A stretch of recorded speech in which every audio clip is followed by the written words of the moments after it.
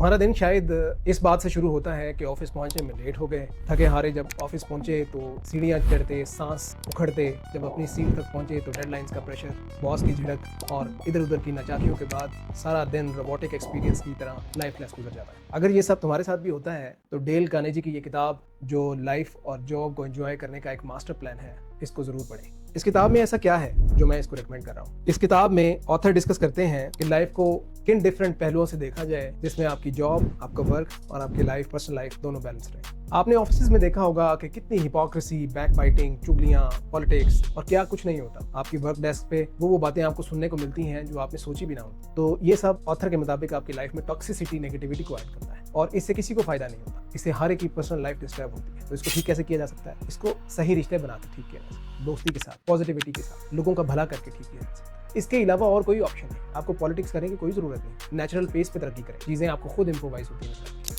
Dale Carnegie further इस किताब में कहते हैं कि आपको लाइफ में प्रेजेंट मोमेंट में रहना बहुत जरूरी है। हमारे जहन में ये होता है कि आज एफर्ट करें, अभी प्रमोशन नहीं है, प्रमोशन आएगी, मेरे पास इतना पैसा आएगा, मेरे पास ऐसा घर होगा, ऐसी गाड़ी होगी, तो फिर जाके मैं लाइफ को एंजॉय करूंगा। ऐसा कुछ नहीं होगा। लाइफ हमेशा प्रेजेंट मोमेंट में एंजॉय की जाती है, क्योंकि जब वो पैसा, वो गाड़ी, वो जॉब, वो प्रमोशन, वो घर, वो सब आपको मिलने लग जाता है तो फिर नेक्स्ट फ्यूचर टारगेट्स आपके जहन में आ जाते हैं। मजीद कंपल्शन, मजीद मजबूरियां, मजीद टेंशन, मजीद परेशानी। तो ऑथर के नजदीक जिंदगी को खुश रखने का सिर्फ तरीकाकार ये है कि live like there is no tomorrow. आज प्रेजेंट को एंजॉय करें। इस तरह आपकी बिना वजह की स्ट्रेस, अनड्यू प्रेशर आपके दिमाग से खत्म हो जाए।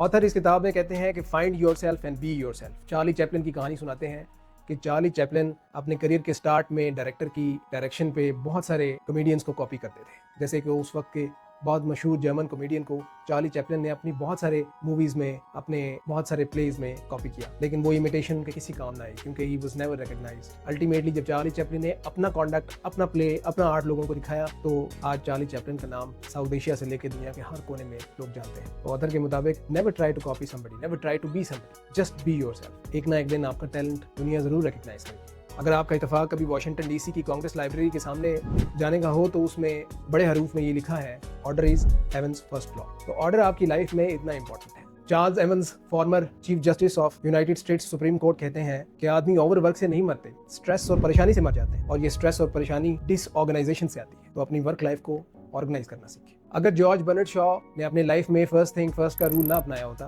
और रोज 5 पेजेस की राइटिंग प्रैक्टिस ना शुरू की होती तो आज भी वो किसी आम बैंक में मामूली कैशियर की नौकरी ही कर रहे थे। तो आपकी लाइफ में ये वाला ऑर्डर बहुत जरूरी है। प्रोडक्टिविटी की डिमांड ये है कि कम काम करें, लेकिन उतना करें जिसमें ऑब्सेशन की हद तक क्वालिटी हो। ऑथर कहते हैं कि हम परफेक्शन लेने के चक्कर में हर काम को करने की कोशिश में लग जाते हैं, जबकि आपको अपना काम डेप्यूटाइज, डेलीगेट करना सीखना चाहिए। आपके इर्द गिर्द वो लोग जो आपसे बेहतर ये काम समझते हैं, ये काम उनको सौंप दें। अपना टाइम, अपनी एनर्जी और अपने रिसोर्सेज को बचाएं। अहमद एक सक्सेसफुल एंटरप्रेन्योर था, लेकिन उसके मसाइल ही खत्म नहीं होते थे। ओवरवर्क, स्ट्रेस और टेंशन हर वक्त उसके साथ थी। तो एक दफा उसने अपने एक मेंटोर से पूछा कि इसका सोल्यूशन कैसे निकाला जाए। मैं जब घर आता हूँ मैं शदीद थका हुआ होता हूँ। तो उसके मेंटोर ने उसको समझाया कि हमेशा 1 घंटा काम करने के बाद 5 से 10 मिनट रेस्ट किया करो। उसमें कुछ भी हो सकता है। यू एंजॉय गपशप विद योर कलीग्स, फोन पे कॉल करो, घूमो फिरो, 5-10 मिनट की ब्रेक लो। अहमद ने जब ये करना शुरू किया तो उसकी लाइफ काफी हद तक रिलैक्स हो गई एंड स्टार्टेड फीलिंग कि ग्रेजुअली उसकी ओवरवर्क की जो टेंशन है, साइकोलॉजिकल उसका इम्पैक्ट कम होता जा रहा है। ऑथर के मुताबिक अली एक नया स्टार्टअप स्टार्ट कर रहा था। वो स्टार्टअप बिजनेस जो वो स्टार्ट कर रहा था उसमें उसको बहुत सारे लोगों की तनकीद का सामना था, क्योंकि उसमें कामयाबी नहीं हो पाती। He was stressed out, he was worried, he was upset. तो उसके एक दोस्त ने उससे कहा, क्यों परेशान है? उसने कहा कि लोग कहते हैं तुमसे ये नहीं हो पाएगा, और अब मैं खुद भी ये फील करने लग गया। तो उसके दोस्त ने कहा कि no one picks the dead dog, मरे हुए को कोई नहीं पूछता। तो तुम काम करोगे तो अपने आप को साबित करोगे। तो जब आप किसी काम के प्रोसेस में होते हैं तो लोगों की बातों में ना आए, क्योंकि hard work will pave the way, pave the success for you. इसी किताब के एक चैप्टर में ये कहानी है कि एक दफा ऑथर एक डिनर पार्टी में गए। वहाँ उन्हें एक साइंटिस्ट मिले जो अलग थलग बैठे हुए थे। ऑथर ने उनको कहा कि मुझे आपकी रिसर्च में बहुत इंटरेस्ट है, लेकिन मैं आपके प्रोजेक्ट को मुकम्मल समझ नहीं पाया। उस पूरी डिनर पार्टी में उस साइंटिस्ट ने ऑथर को अपनी पूरी कहानी सुनाई, अपना रिसर्च प्रोजेक्ट सारा बताया, जिसमें शायद डेल कार्नेगी को इंटरेस्ट भी ना था, लेकिन उन्होंने बड़ी इंटरेस्ट से, दिलचस्पी से उनकी सारी बात सुनी। जाते हुए वो साइंटिस्ट अपना कार्ड देकर डेल कार्नेगी को गया और उन्हें कहा, मुझे आपसे मिलकर बहुत खुशी हुई, मैं दोबारा भी आपसे मिलना चाहूँगा। ऑथर इसमें कहते हैं कि लोगों को जब आप इंपॉर्टेंस दें, उनकी बात को तसल्ली से सुनें और उसमें इंटरेस्ट दिखाएं तो पीपल स्टार्ट लविंग।